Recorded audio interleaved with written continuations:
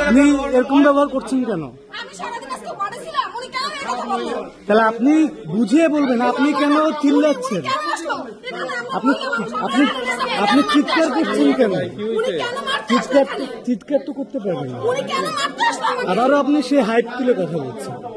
আপনি শান্ত থেকে কথা বলেন, হাইপ তুলে কেন কথা বলছেন? তিনি কি হন? এই যে যিনি মারা গিয়েছেন তার কি হন আপনি জানেন?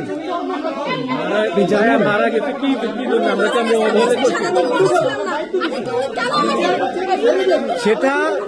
সেটা হচ্ছে আপনারা যদি এখানে চিল্লাচিল্লি করেন, এখানে যার স্বজন যারা আছেন তারা চিল্লাচিল্লি করতেছেন, এবং আপনারা যদি করেন ওয়েট